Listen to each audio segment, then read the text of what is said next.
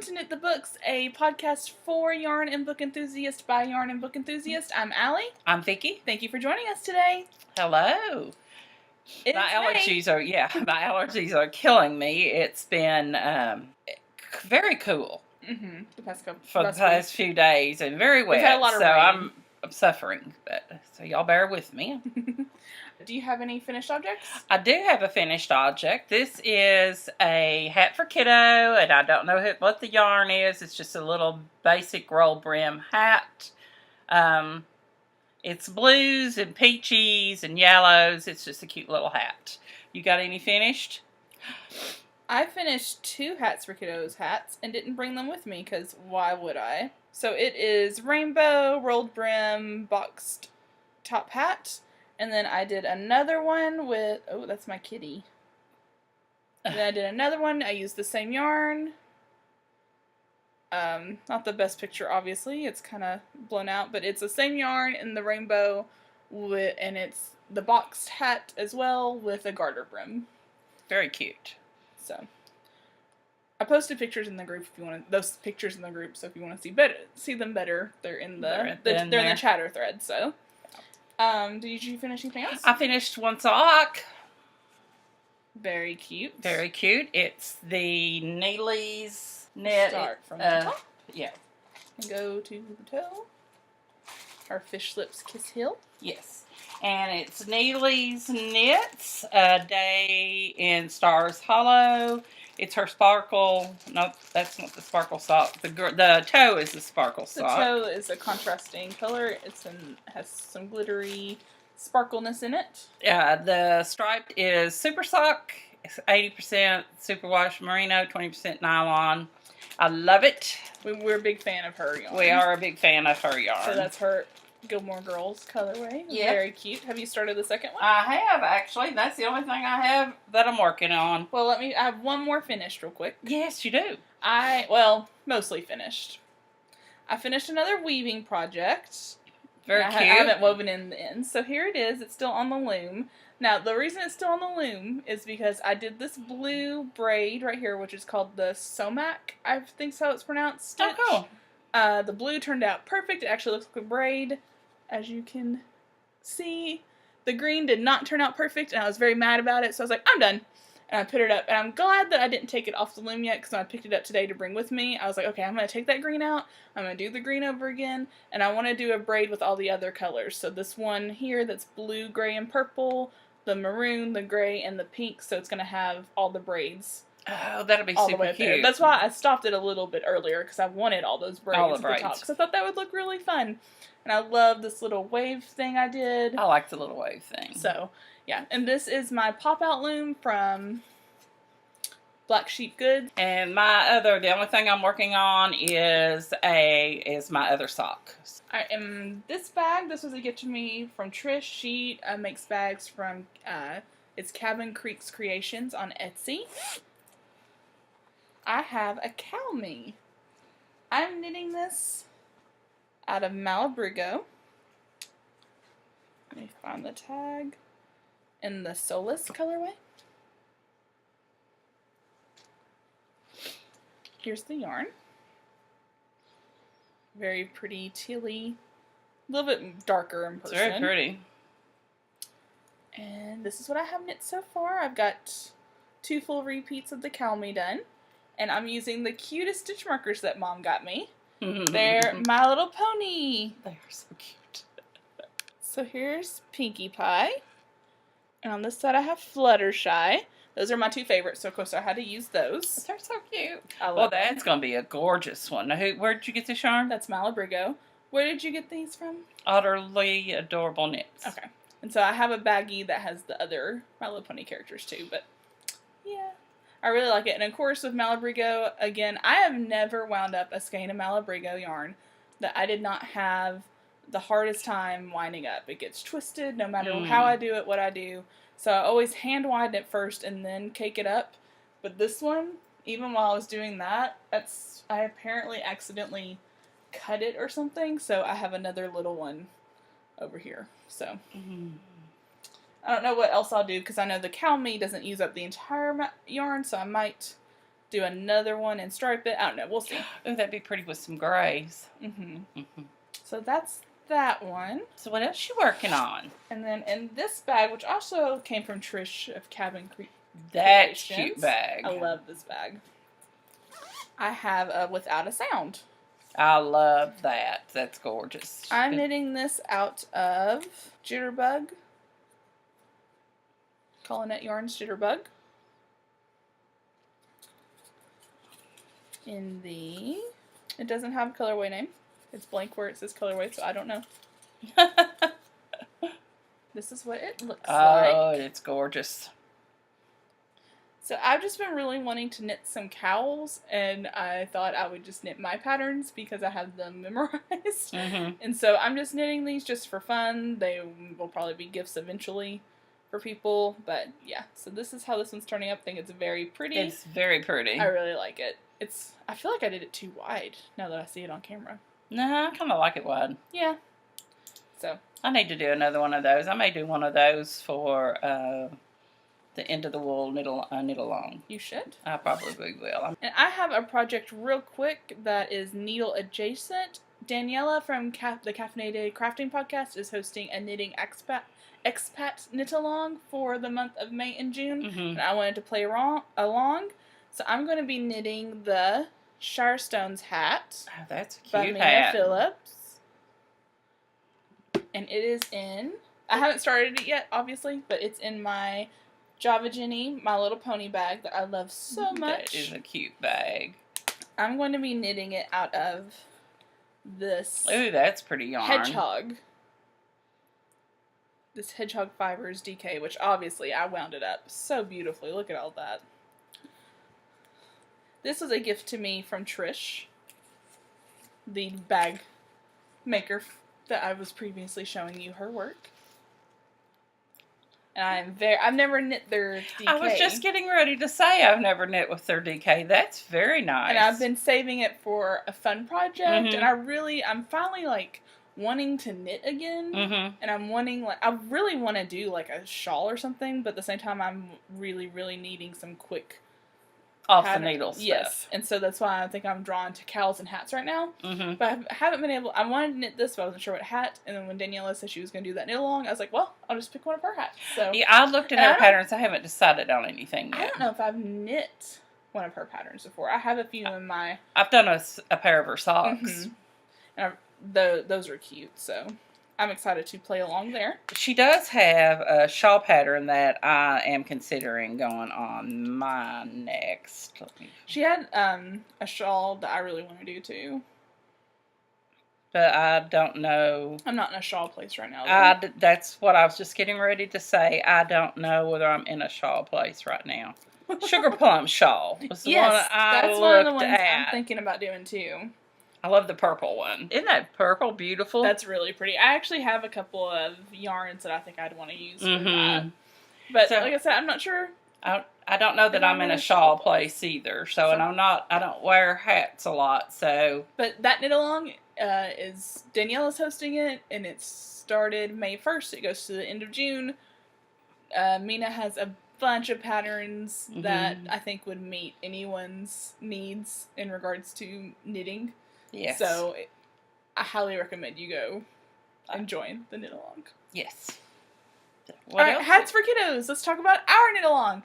So our theme for May is flowers, because we did April showers, spring, May flowers. So you have yours up. Do you want to show it? Yes. I don't know how to pronounce her name, though. If you might need to help me with this, it's. I can't see because you're them. Oh, I know how to say it, but I can't remember now. Taiga Hillard? Tiga? It's T-A-I. They know who she is. You guys know who she is. It is her Wee Heather May hat. It's the cutest thing. Now, this one is in Heather Gray, but the one I saw somewhere else was hot pink, and I absolutely loved it. So I ordered me some hot pink yarn for mine. And I've just got to find my needles so I can get it cast on. So, but I just thought it was so cute. So for mine, I'm going to be knitting the Flower Fairy Hat by Anika Baranti. So cute.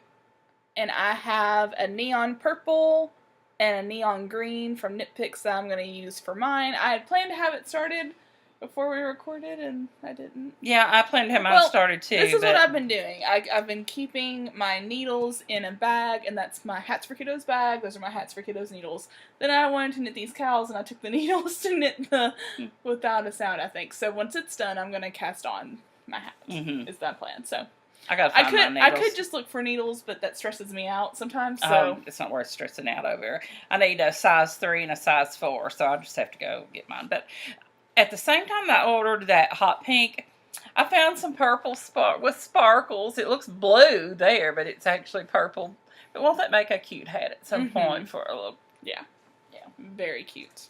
We have a surprise for you guys. Our friend Rick, who does the Whimsy Stitches, who is the bag maker behind Whimsy Stitches, who we are huge fans of, sent us this bag to give away to you guys.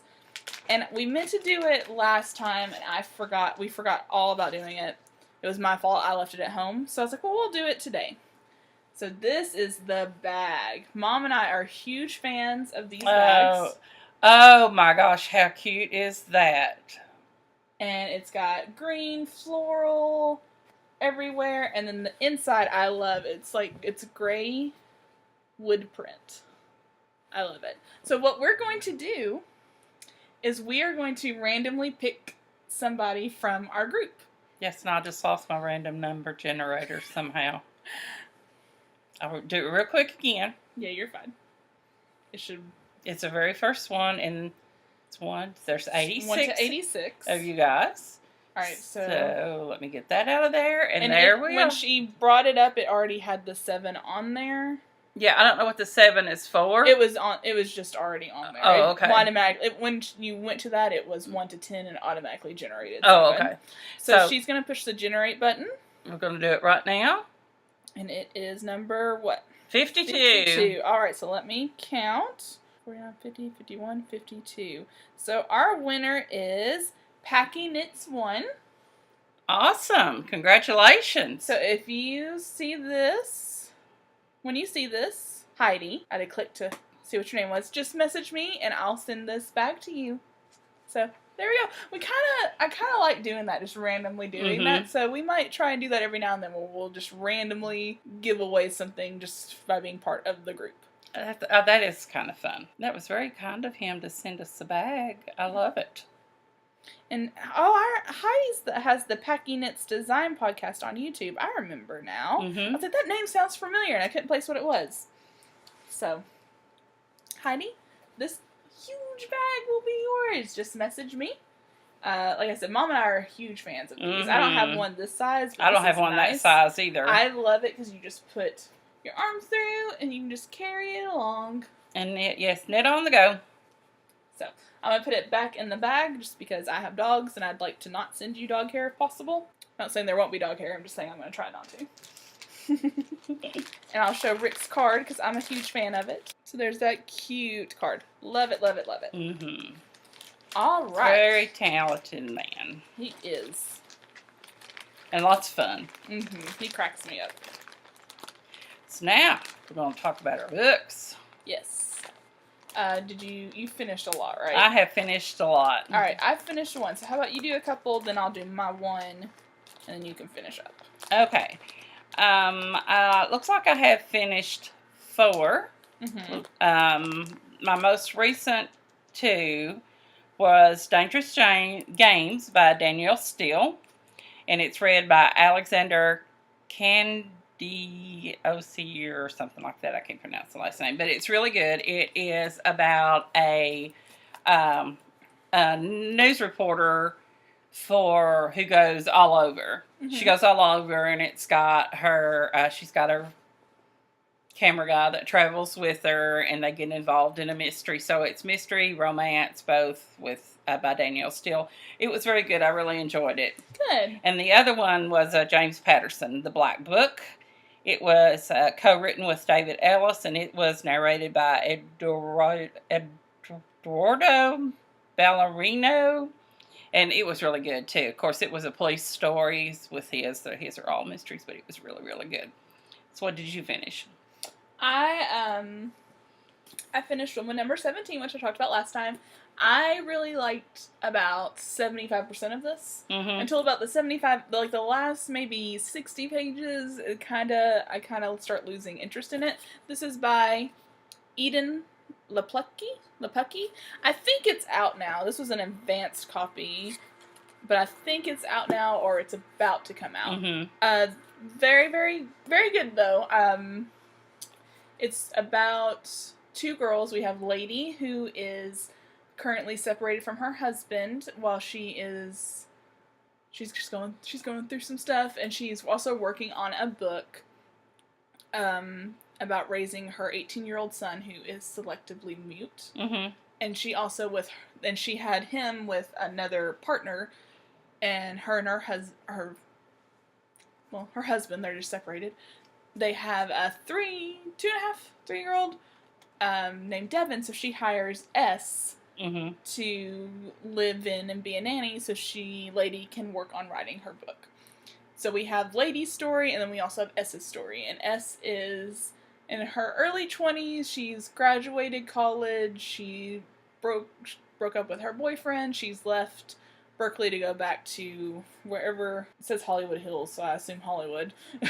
Mm-hmm. And she takes the job as the nanny, and S is an artist. Her full name's Esther, and she decides to go by S. She's an artist, and she's doing a couple of art projects. I don't know. It's hard to explain without giving some stuff away. But it's really interesting. So you have the two stories, and of course they are mixed together. And you'll have, what I like about this, the way she did the two stories, is because a lot of times you get both their perspectives of what happened. Mm-hmm. And I thought that was really interesting. Yeah, I like the two perspectives. But a lot of times with the two people stories, you don't always get, like, event A is told from person A, and you don't find out what person B thought of event A. You know what true. I mean? So you get, a lot of the times you get both their perspectives about what each event was. Mm-hmm. Like I said, the first probably 75 to 80% is super, super good. I feel like it was rushed at the end, and I don't really think S got a good ending. Mm. And I'm not sure Lady got a good ending either. I like the Lady's ending of her story better, but S's I just felt was kind of like a throwaway almost. Like, I didn't like it personally. Mm. I still recommend the book. I really liked her writing style, so I definitely am going to check out her other book, California. I don't know what it's about, but I'm definitely going to check that out too. So Woman number 17, it's a lot about relationships and friendships and boundaries and all this stuff. It's super interesting because there's a part where, like, S and Seth, who is her 18-year-old son, like, they have, like, a thing going on, and it's really weird, and yeah, it's good. It's really good. I really do recommend it. Cool. That's all I finished. Okay. Well, my other one, I feel like it must have been I must have been listening to this one when we podcast last time, because I feel like I've read this one already before to you guys, but one of the other ones I finished was The Marriage Lie by Kimberly Beale. It's Iris and Will have been married for 7 years. Life is as close to perfect as it can be. On the morning Will flies out for a business trip to Florida, Iris's world comes to a halt because a plane headed for Seattle's crashed into a field, killing everyone on board, and according to the airline, Will is one of the passengers. So it's just, it's a mystery kind of thriller thing, but it was really, really good. I enjoyed it. And the other one I finished is No One to Trust, and that is by Iris Johannesson. It was a good one, too. I'm getting to the book. Iris Johannesson raises the stakes and the heart rate with this relentless new thriller that follows the harrowing trail of a ruthless killer on the hunt and the woman who is determined to hunt him down. He is the most terrifying of killers, ruthless, cunning, charismatic, and he has the means to get whatever he wants. And what Rico Chavez wants most is Elena Kyler, and he wants her dead. Trained as an assassin, Elena didn't need anyone to survive, but now she finds herself on the run from one dangerous man and turning for help to another. Sean Galen was a man without illusions. He knew it was only desperation that caused Elena to accept his help, a mother's desperation to save her young son from a psychopath father who would raise their son in his own chilling image, and yet he was determined to get this woman who had never been able to trust anyone or anything in her whole life to accept him as her ally. but both Galen and Alina know that Chavez's power and wealth means there is no place they can be safe and no one they can trust, not even each other. Already, Chavez's assassins and connections to those in the highest positions of power have turned this into a war with no rules. It was good. Good. So, it was good. And you listened to that one too? I listened to that one. I actually haven't physically picked up a book to read for a while. I will start one and it's like, oh, but if I had this, somebody could read it to me. We've got her addicted to audiobooks. I am. It's like, oh, somebody could read this to me. They are nice. They are. After I finished woman number 17, I was talking to someone who also does a book blog, and we were talking about how we both have been feeling kind of overwhelmed with our advanced readers that we've gotten. Like, we're very fortunate and very happy that publishers have sent them to us, but it's like we got too many, because there's this site called NetGalley where you can request advanced copies of books. Mm-hmm. And so I joined it, and I think what most people do when they join is they request a lot, because you don't assume that you're going to get accepted. So you're thinking, like, well, if I request 10, maybe I'll get accepted for a couple. Mm-hmm. They accept a lot more than you realize, though. So, which for me, most of my arcs, I still have quite a few, but most of them are out now, which makes me feel bad, but, I mean, I'm going to get them read and reviewed when I get to them. But it makes me feel a little bit better. I'm trying not to request anymore. Right. And I did request one recently just because I love the author. Mm-hmm. If I get it, cool. If I don't, cool. It doesn't matter. But I thought I would try and see. But so for what I'm trying to do now is I'm trying to have an arc and then a book. I have a shelf that has books that I wanted to read this year, and I think I've read one off of it. So I'm trying to pick some of those too. So I picked this one off of it. This is The Nest by Cynthia Dupree Sweeney, we will assume. I got this, I think, in my first Book of the Month thing that I did last year. Mm-hmm. I signed up for Book of the Month and did it for 6 months, really, really liked it. We'll sign up again eventually when I don't feel so bad for having so many books. But I started this one, I'm like a chapter in. I'm totally digging it already, though. Mm-hmm. The writing's very good. There are a lot of characters, so I'm thinking about maybe keeping a thing in my phone, or like an index card or something, just so I can remember how everyone's connected, just because I'm worried I'm going to forget. I might not, but sometimes I get worried about that. But I'll read the synopsis real quick about this. It says, every family has its problems, but even among the most troubled, the Plum family stands out as spectacularly dysfunctional. Years of simmering tensions finally reach a breaking point on an unseasonably cold afternoon in New York City, as Melody, Beatrice, and Jack Plum gather to confront their charismatic and reckless older brother Leo, freshly released from rehab. Months earlier, an inebriated Leo got behind the wheel of a car with a 19-year-old waitress as his passenger. The ensuing accident has endangered the Plums' joint trust fund, the Nest, which they are but months away from finally receiving. Meant by their now-deceased father to be a modest midlife supplement, the Nest value has unexpectedly soared along with the stock market, and the Plum siblings have been counting on the money to solve a number of self-inflicted problems. Melody, a wife and mother in an upscale suburb, has an unwieldy mortgage and 2 looming college tuitions for her twin teenage daughters. Jack, an antiques dealer, has secretly borrowed against the beach cottage he shares with his husband Walker to keep his store open. And B, a once promising short story writer, just can't seem to finish her overdue novel. Can Leo rescue his siblings and, by extension, the people they love? Or will everyone need to reimagine the futures they've envisioned? Brought together as never before, Leo, Melody, Jack, and Beatrice must grapple with old resentments, present-day truths, and significant emotional and financial toll of the accident, as well as finally acknowledging the choices they have made in their own lives. The Nest is a story about the power of family, the possibilities of friendship, the ways we depend on one another, and the ways we let one another down. In this tender, entertaining, and deftly written debut, Sweeney brings a remarkable cast of characters to life to illuminate... I cannot. This is ridiculous. To illuminate what money does to relationships, what happens to our ambitions over the course of time, and the fraught yet unbreakable ties we share with those we love. That was much wordier than I thought it would be. I think this sounds great. I've heard mostly good things about it, but I have heard some from some people that they didn't like it. Like I said, I'm only a chapter in. I really like her writing style. Oh, The good. characters are already super interesting to me. Granted, like, they're interesting right now because I know, like, what their drama is and why they're wanting this money more so than anything else. And I'm like, ooh, drama, yay. So, but I'm really liking it. I love this I like the cover, too. I love it. I love it. And I love family secrets and family drama and Oh, I things do, like too. that. So, Yeah, so that's one that I'm reading. It's got stuff on it. Oh, I'll have to clean that up.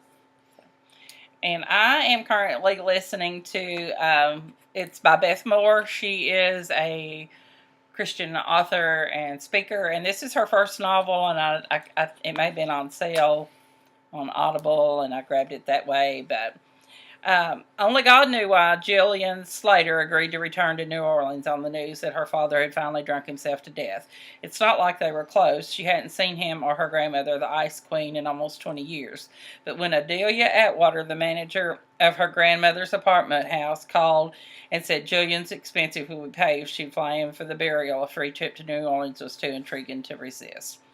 What Adela didn't tell her was that the apartment house wasn't a house at all, and whatever it was bore the dead weight of a long and painful history. As soon as Julian meets the odd assortment of renters and realizes that her grandmother had no idea she was coming, she hatches a plan to escape. But the investigation into her father's death quickly unfolds, and Julian is drawn into the lives of the colorful collection of saints and sinners who pass through St. Sylvanus. She soon discovers there's more at stake than she ever imagines. Who is behind the baffling messages, the strange relics left on the steps? Is it possible that her family is actually cursed? Or is it just this crazy old house that holds them all together is under a spell? She walks into a web of spiritual and personal danger born out of her family's broken history, and despite Adela's wildest efforts, only God himself can orchestrate the undoing of all that is going on at St. Sylvanus. It's a cute listen. Mm-hmm. It is. It's kind of a mystery thing. It's like she went because her grandmother, well, she didn't know. Adela said her grandmother was paying her expenses, and she went. And now all these things are happening. And like a baby rattle turned up on the doorstep at her father's burial. There was a bunch of flowers, and the card said, instead of saying who was from, it said atonement. A torn photo has turned up on the doorstep. Mm-hmm. That sort of thing. So it's kind of got that mystery intrigue. It's a good little cute listen. Oh, that's cool. Something different. I am actually listening to a book too. I got the Paula Hawkins, the author of Girl on the Train's new book came out this past week, so I got the audiobook. I listened to Girl on the Train, so I kind of was like, I'll listen to it. It's called Into the Water. I listened to about 40 minutes the other day, and then went to start listening, and I was like, I don't remember what happened. Like, I just was not focused, apparently, so I started it over, so I'm about 30 minutes in, maybe. But it's good so far.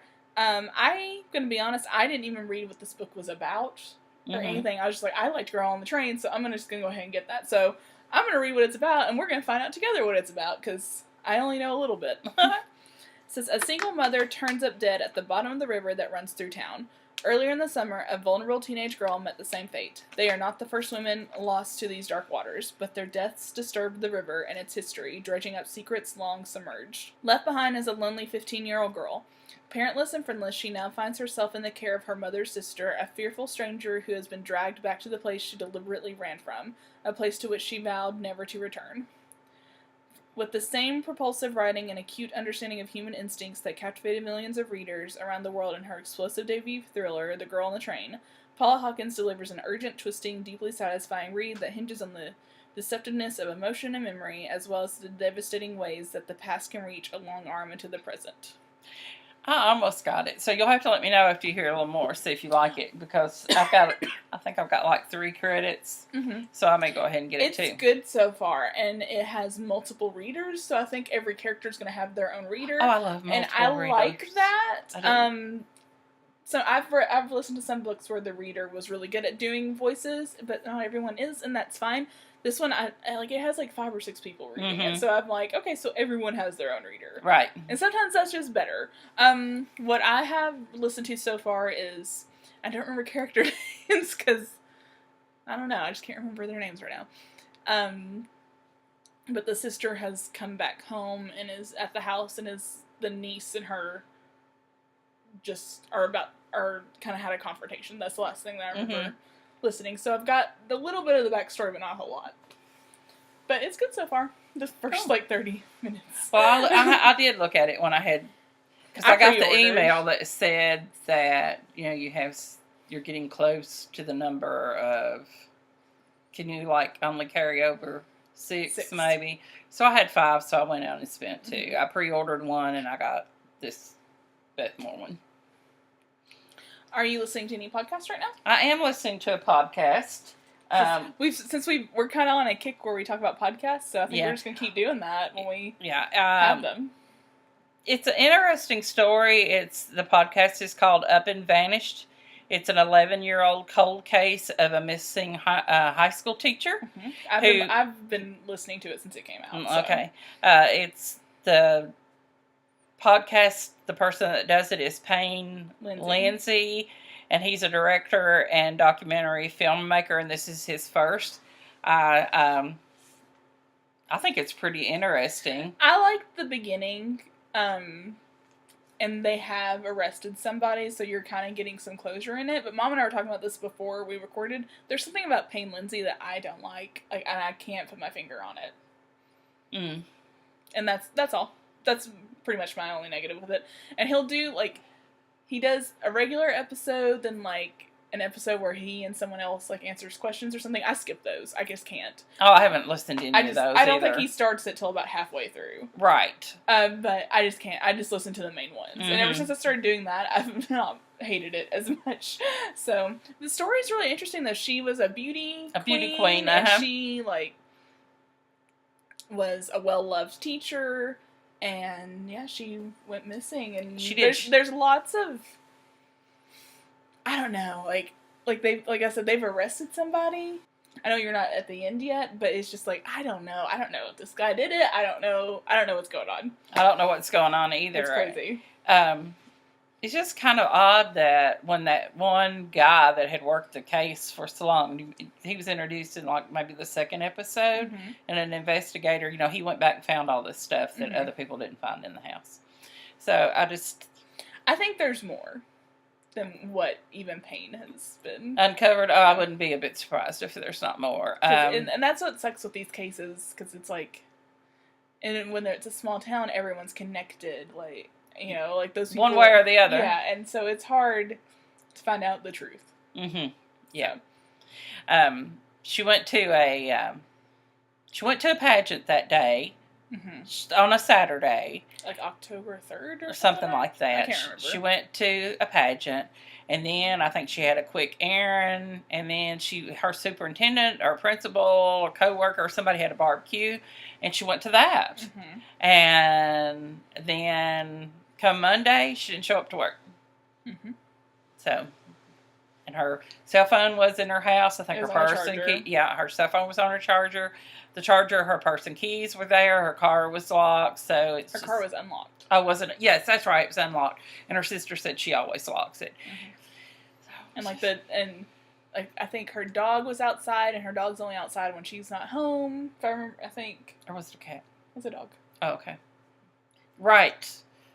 And so there's just all these little things. It's a really good one, though. Like I said,